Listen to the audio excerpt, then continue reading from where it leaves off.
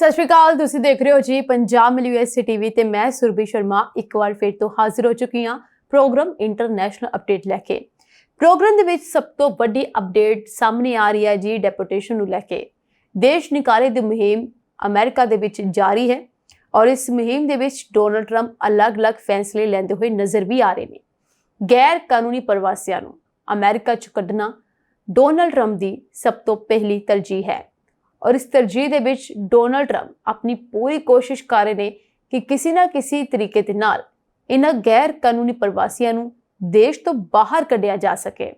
ਇਸੇ ਦੇ ਚੱਲਦੇ ਡੋਨਲਡ ਟਰੰਪ ਵੱਲੋਂ ਕਾਫੀ ਸਾਰੀ ਪੇਸ਼ਕਸ਼ ਵੀ ਗੈਰ ਕਾਨੂੰਨੀ ਪ੍ਰਵਾਸੀਆਂ ਨੂੰ ਕੀਤੀ ਗਈ ਹੈ।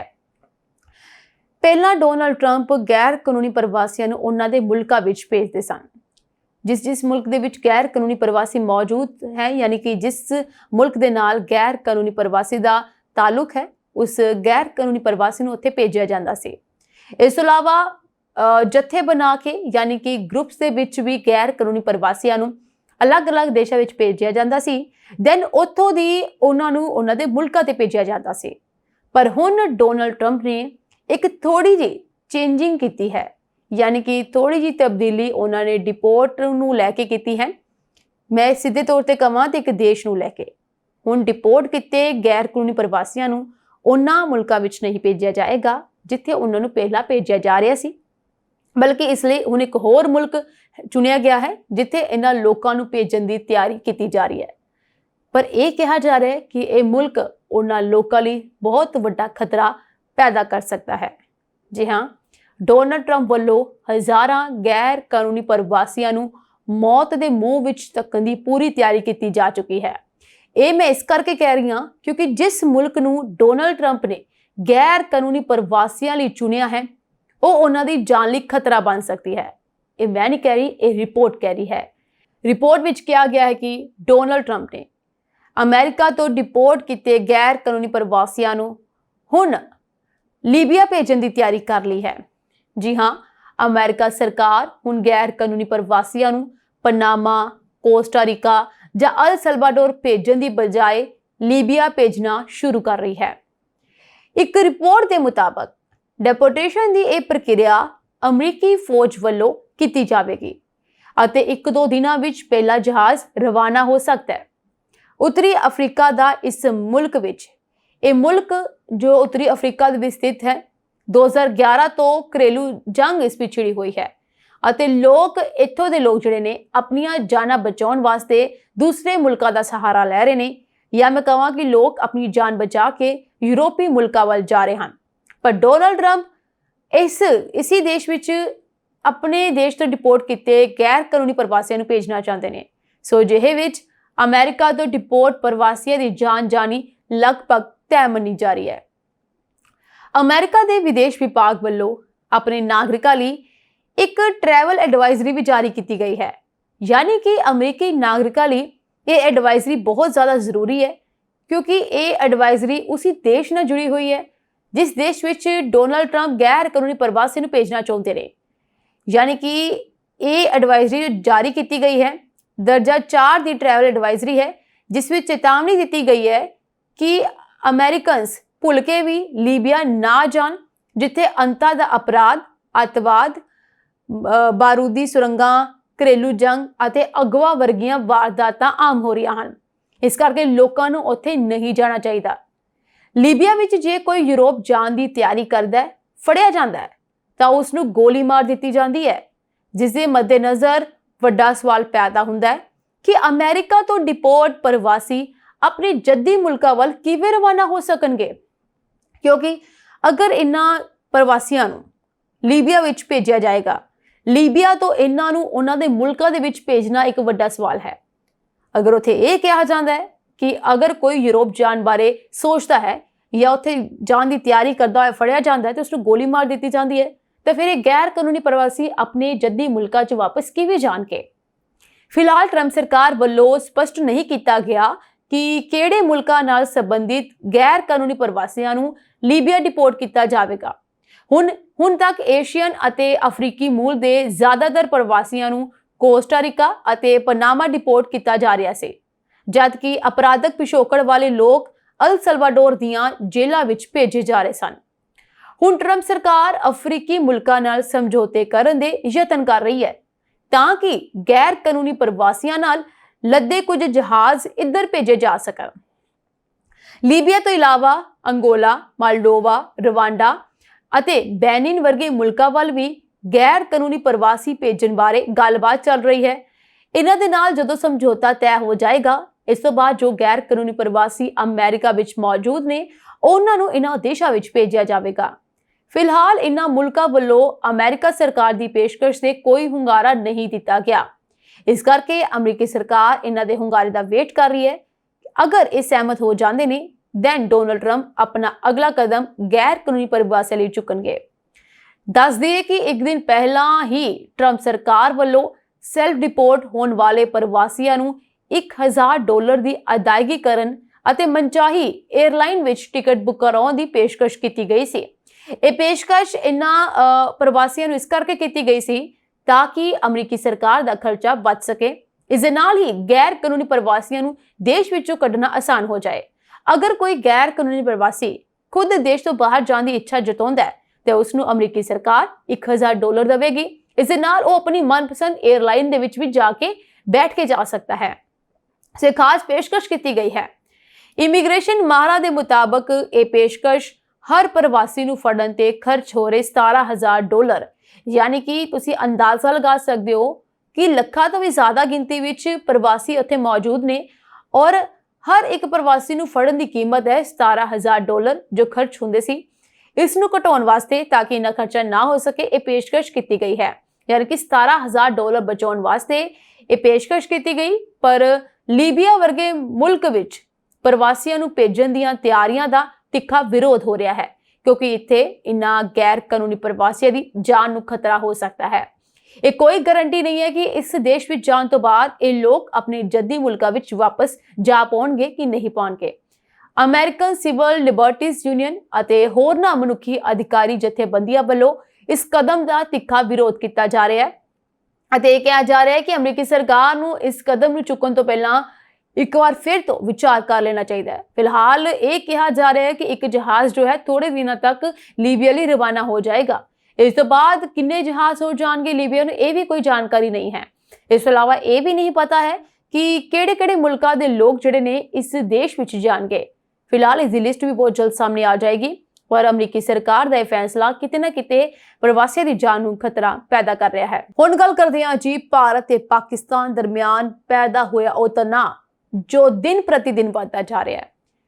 ਇਸ ਤਣਾਅ ਦੇ ਉੱਤੇ ਨਜ਼ਰ ਹਰ ਇੱਕ ਮੁਲਕ ਦੀ ਹੈ ਕਿਉਂਕਿ ਅੱਜ ਦੇ ਸਮੇਂ ਦਾ ਖਾਸ ਮੁੱਦਾ ਭਾਰਤ ਅਤੇ ਪਾਕਿਸਤਾਨ ਬਣ ਚੁੱਕੇ ਨੇ। ਭਾਰਤ ਤੇ ਪਾਕਿਸਤਾਨ ਵਿਚਾਲੇ ਜੋ ਸਬੰਧ ਖਰਾਬ ਹੋ ਚੁੱਕੇ ਨੇ, ਫਿਲਹਾਲ ਤਾਂ ਕਾਫੀ ਲੰਬੇ ਸਮੇਂ ਤੋਂ ਇਹਨਾਂ ਦੋਨਾਂ ਦੇਸ਼ਾਂ ਦੇ ਸਬੰਧ ਖਰਾਬ ਸੀ ਪਰ ਹੁਣ ਇਹ ਸਬੰਧ ਬਹੁਤ ਜ਼ਿਆਦਾ ਖਰਾਬ ਹੋ ਚੁੱਕੇ ਨੇ ਔਰ ਇਸ ਸਥਿਤੀ ਦੇ ਵਿੱਚ ਇਹਨਾਂ ਦੋਨਾਂ ਦੇਸ਼ਾਂ ਵਿਚਾਲੇ ਕਦੋਂ ਯੁੱਧ ਛਿੜ ਜਾਏ ਇਸ ਬਾਰੇ ਕੋਈ ਨਹੀਂ ਕਹਿ ਸਕਦਾ।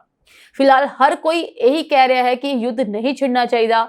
ਇੱਥੋਂ ਤੱਕ ਕਿ ਅਮਰੀਕਾ ਦੇ ਰਾਸ਼ਟਰਪਤੀ ਡੋਨਲਡ ਟਰੰਪ ਨੇ ਸ਼ਾਂਤੀ ਬਣਾਏ ਰੱਖਣ ਦੀ ਅਪੀਲ ਕੀਤੀ ਹੈ। ਉਹਨਾਂ ਨੇ ਇਹ ਵੀ ਕਿਹਾ ਹੈ ਕਿ ਅਗਰ ਕਿਸੇ ਵੀ ਮੁਲਕ ਨੂੰ ਮੇਰੀ ਮਦਦ ਦੀ ਜ਼ਰੂਰਤ ਪਏਗੀ ਮੈਂ ਮਦਦ ਕਰਾਂਗਾ। ਉਹਨਾਂ ਨੇ ਕਿਹਾ ਭਾਰਤ ਤੇ ਪਾਕਿਸਤਾਨ ਦੇ ਨਾਲ ਅਮਰੀਕਾ ਦੇ ਬਹੁਤ ਚੰਗੇ ਸਬੰਧ ਹਨ ਅਤੇ ਅਮਰੀਕੀ ਸਰਕਾਰ ਇਹਨਾਂ ਮੁਲਕਾਂ ਦੀ ਮਦਦ ਕਰੇਗੀ। ਫਿਲਹਾਲ ਇਹਨਾਂ ਮੁਲਕਾਂ ਨੂੰ ਸ਼ਾਂਤ ਹੋ ਜਾਣਾ ਚਾਹੀਦਾ ਹੈ ਤੇ ਗੱਲਬਾਤ ਰਾਹੀਂ ਹੱਲ ਕੱਢਣਾ ਚਾਹੀਦਾ ਹੈ। ਪਹਿਲਗਾਮ ਦੇ ਵਿੱਚ ਹੋਏ ਅੱਤਵਾਦੀ ਹਮਲੇ ਨੂੰ ਕੋਈ ਨਹੀਂ ਭੁੱਲ ਸਕਦਾ। ਇਸ ਹਮਲੇ ਤੋਂ ਬਾਅਦ ਅੱਜ ਇਹ ਸਿਚੁਏਸ਼ਨ ਬਣ ਗਈ ਹੈ ਕਿ ਜਗ੍ਹਾ ਜਗ੍ਹਾ ਤੇ ਸਾਨੂੰ ਤਿਆਰ ਰਹਿਣਾ ਪੈ ਰਿਹਾ ਹੈ। ਭਾਰਤ ਦੇ ਵਿੱਚ ਲੋਕਾਂ ਦੇ ਮਨ ਵਿੱਚ ਡਰ ਪੈਦਾ ਹੋ ਗਿਆ ਹੈ, ਪਾਕਿਸਤਾਨ ਦੇ ਲੋਕਾਂ ਦੇ ਮਨ ਵਿੱਚ ਡਰ ਪੈਦਾ ਹੋ ਗਿਆ ਹੈ ਕਿ ਦੋਨਾਂ ਦੇਸ਼ਾਂ ਵਿਚਾਲੇ ਪਰਮਾਣੂ ਯੁੱਧ ਨਾ ਛਿੜ ਜਾਏ। ਫਿਲਹਾਲ ਪਹਿਲਗਾਮ ਹਮਲੇ ਦਾ ਬਦਲਾ ਭਾਰਤ ਨੇ ਪਾਕਿਸਤਾਨ ਤੋਂ ਲਿਆ ਹੈ। ਪਾਕਿਸਤਾਨ ਦੇ 9 ਅੱਤਵਾਦੀ ਠਿਕਾਣਿਆਂ ਦੇ ਉੱਤੇ ਭਾਰਤ ਵੱਲੋਂ ਰਾਤ ਦੇ 2 ਵਜੇ ਹਮਲਾ ਕੀਤਾ ਗਿਆ। ਇਸ ਹਮਲੇ ਦੇ ਵਿੱਚ ਬਹੁਤ ਸਾਰੇ ਅੱਤਵਾਦੀ ਮਾਰੇ ਗਏ ਨੇ ਇਹ ਕਿਹਾ ਜਾ ਰਿਹਾ ਹੈ। ਇਸ ਤੋਂ ਇਲਾਵਾ ਭਾਰਤ ਨੇ ਪਾਕਿਸਤਾਨ ਅਤੇ ਪਾਕਿਸਤਾਨ ਦੀ ਰੇਂਜ ਵਾਲੇ ਭੋਗ ਯਾਨੀ ਕਸ਼ਮੀਰ ਦੇ ਵਿੱਚ ਹਮਲਾ ਕੀਤਾ ਸੀ ਖਾਸ ਤੌਰ ਤੇ ਔਰ ਭਾਰਤ ਵੱਲੋਂ ਕਿਸੇ ਵੀ ਫੌਜੀ ਏਜੰਸੀ ਜਾਂ ਫਿਰ ਕਿਸੇ ਹੋਰ ਸਥਾਨ ਰਿਹਾਇਸ਼ੀ ਸਥਾਨ ਦੇ ਉੱਤੇ ਕੋਈ ਹਮਲਾ ਨਹੀਂ ਕੀਤਾ ਗਿਆ। ਇਹ ਹਮਲਾ ਸਿਰਫ ਔਰ ਸਿਰਫ ਅੱਤਵਾਦੀ ਟਿਕਾਣਿਆਂ ਨੂੰ ਖਤਮ ਕਰਨ ਵਾਸਤੇ ਕੀਤਾ ਗਿਆ ਸੀ, ਯਾਨੀ ਕਿ ਅੱਤਵਾਦੀ ਨਿਸ਼ਾਨੇ ਟਿਕਾਣਿਆਂ ਤੇ ਨਿਸ਼ਾਨਾ ਲਗਾਇਆ ਗਿਆ ਸੀਗਾ। ਇਸ ਤੋਂ ਬਾਅਦ ਪਾਕਿਸਤਾਨ ਨੇ ਵੀ ਇਸ ਉੱਤੇ ਕਾਰਵਾਈ ਕੀਤੀ। ਪਾਕਿਸਤਾਨ ਨੇ ਭਾਰਤ ਦੇ ਉੱਤੇ ਗੋਲੀਬਾਰੀ ਕੀਤੀ ਹੈ ਅਤੇ ਭਾਰਤ ਦੇ ਗੁਰਦੁਆਰੇ ਮੰਦਿਰਾਂ ਨੂੰ ਨਿਸ਼ਾਨਾ ਬਣਾਇਆ ਹੈ, ਜਿਸ ਤੋਂ ਬਾਅਦ ਉੱਥੇ ਹਾਲਤ ਕਾਫੀ ਜ਼ਿਆਦਾ ਤਣਾਅਪੂਰਨ ਹੋ ਚੁੱਕੇ ਨੇ। ਪਾਕਿਸਤਾਨ और भारत दोनों देशों के बीच मॉक ड्रिल चल रही है, लोगों को जागरूक किया जा रहा है, लोगों को सुचेत किया जा रहा है। इस नाल मैं भारत की गल करा, पंजाब की गल करा, पंजाब के नाल होर भी बहुत सारे जो स्टेट्स ने उन्होंने 7 मई को मॉक ड्रिल चली। इस मॉक ड्रिल के विच ब्लैकआउट भी होया। ब्लैकआउट के विच सारे लोगों ने अपने घरां दीयां बत्तियां बुझा दित्तियां सीगियां। एक घंटे का ब्लैकआउट हर एक शहर के विच किया गया और इस समय ये स्थिति बन चुकी है कि फिरोजपुर के विच लोग जिहड़े ने अपने घरां नूं छड्ड के जा रहे हैं, क्योंकि गवर्नमेंट के वल्लों एक ऐलान कर दिता गया, अपील की गई है कि जिन्हें भी सरहद के नाल लगते घर ने, पिंड ने, वो उसनूं तुरंत खाली कर दें, क्योंकि एक नहीं पता कि किस वेले पाकिस्तान या भारत विचाले युद्ध छिड़ सकता है। ये बहुत दुखदायक है। फिलहाल युद्ध वाली स्थिति बननी नहीं चाहिए, पर यह युद्ध वाला जो स्थिति पैदा हो रहा है, ये लोगों के मन में एक डर पैदा कर रहा है। भारत की पाकिस्तान ते कीती एयर स्ट्राइक मगरों कई देशों ने हुण अपना सख्त रुख अपना दिता है। इस अलावा कई देशों ने अपनी एयरलाइंस पाकिस्तान लिए बंद कर दिते ने। हुण कई देशों ने अपने नागरिकों को एडवाइजरी जारी कर दी है कि वह पाकिस्तान की यात्रा ना करन। सो पाकिस्तान की यात्रा ना करन दी सलाह जारी की गई है। इन्हां देशों विच अमेरिका, यूके, आस्ट्रेलिया, रूस आदि देश शामिल हैं। भारत ने ऑपरेशन सिंदूर चलाया हुआ है और इस ऑपरेशन सिंदूर के तहत पाकिस्तान और पाकिस्तान के मकबूजा कश्मीर के 9 अतवादी ठिकानों को ढेर किया गया सी।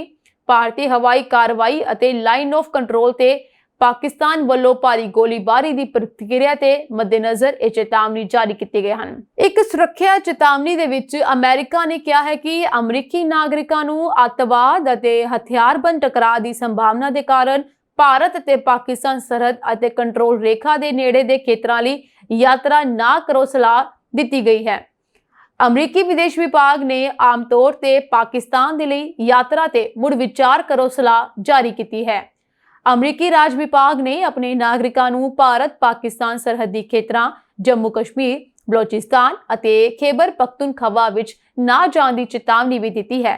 उन्होंने तनाव की गंभीरता ते आतवादी कार्रवाइयां के खतरे को दर्शाया है। इस अलावा विदेश राष्ट्रमंडल और विकास दफ्तर ने यूके के नागरिकों को भारत पाकिस्तान सरहद के 10 किलोमीटर के दायरे और जम्मू कश्मीर खेतर जिस विच श्रीनगर, गुलमर्ग, सोनमर्ग और इस विच पाकिस्तान के बलोचिस्तान सूबे और 10 मील के अंदर सारिया यात्रावां विरुद्ध चेतावनी दी है। इस नाल आस्ट्रेलिया सरकार ने भी भारत विच यात्रा करने की सलाह दिंदियां जम्मू कश्मीर सरहदी खेतर और नक्सल प्रभावित इलाकों तो दूर रहने की चेतावनी दी है। पाकिस्तान की यात्रा तो पूरी तरह परहेज करने की सिफारिश की गई। हैरिस ने भी अपने नागरिकों को पाकिस्तान की यात्रा ना करने की सलाह दी है। उन्होंने पूरी स्थिति पर निगरानी जारी रखने की गल कही है।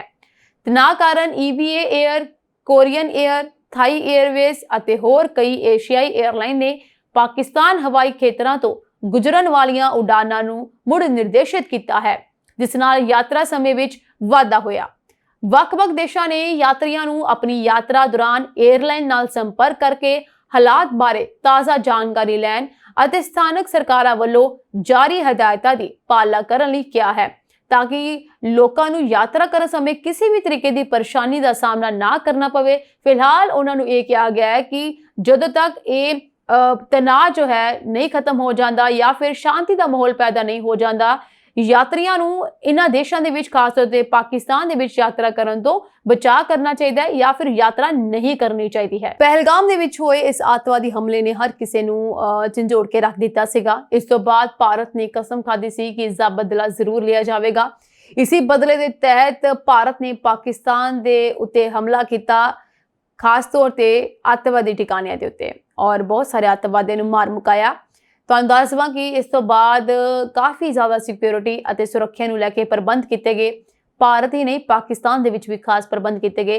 पाकिस्तान की हालत इस समय ऐसी है कि पाकिस्तान के उत्ते भारत ने तो हमला किया सी, उस तो बाद बलोचिस्तान ने भी पाकिस्तान ते हमला किया, जिस विच उन्हां दे 17 के करीब जो सैनिक है मारे गए ने। बलोचिस्तान एक ऐसा खेतर है जिसनूं पाकिस्तान दे नाल अलग करने की मंग उठ रही सी ਬਲੋਚਿਸਤਾਨ ਦੇ ਨਾਲ ਕਾਫੀ ਪਹਿਲਾਂ ਤੋਂ ਪਾਕਿਸਤਾਨ ਦਾ ਵੈਰ ਚੱਲ ਰਿਹਾ ਹੈ ਔਰ ਬਲੋਚਿਸਤਾਨ ਨੇ ਕਈ ਵਾਰ ਪਾਕਿਸਤਾਨ ਤੇ ਹਮਲਾ ਵੀ ਕੀਤਾ ਹੈ।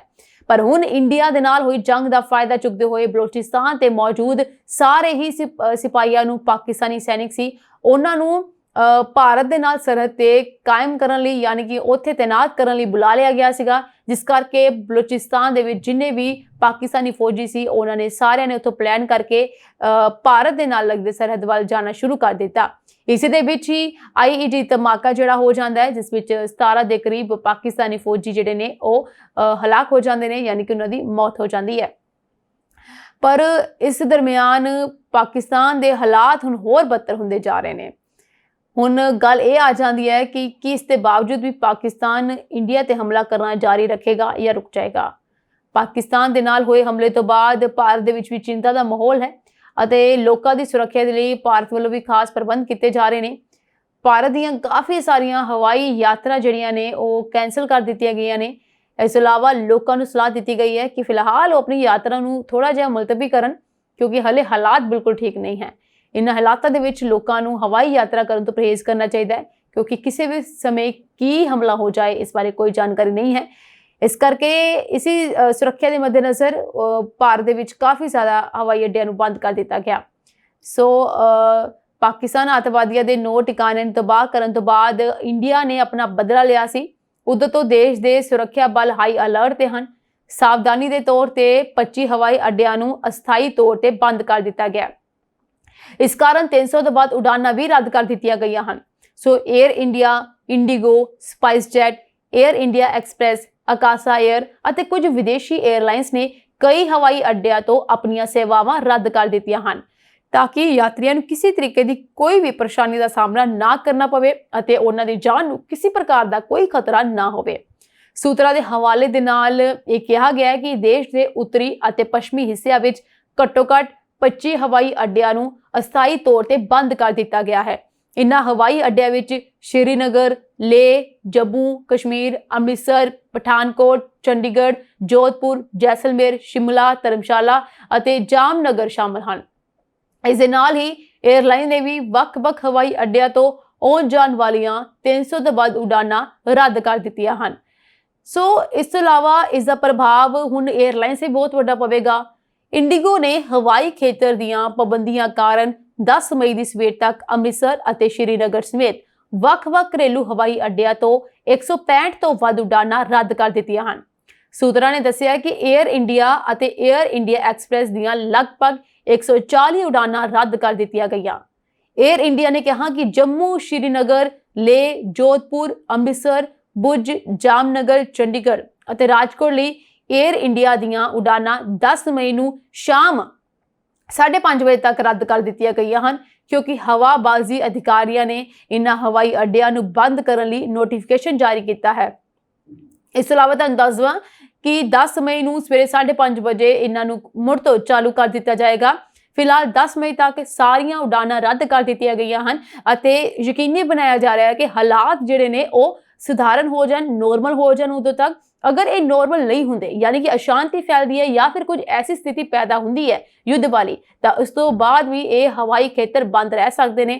ਫਿਲਹਾਲ ਲੋਕਾਂ ਨੂੰ ਇਹ ਐਡਵਾਈਸ ਕੀਤੀ ਜਾ ਰਹੀ ਹੈ ਕਿ ਆਪਣੀ ਯਾਤਰਾ ਨੂੰ ਮੁਲਤਵੀ ਕਰਨ, ਯਾਨੀ ਪੋਸਟਪੋਨ ਕਰਨ ਅਤੇ ਹਲੇ ਕਿਸੇ ਵੀ ਯਾਤਰਾ ਨੂੰ ਕਰਨ ਤੋਂ ਪਰਹੇਜ਼ ਕਰਨ।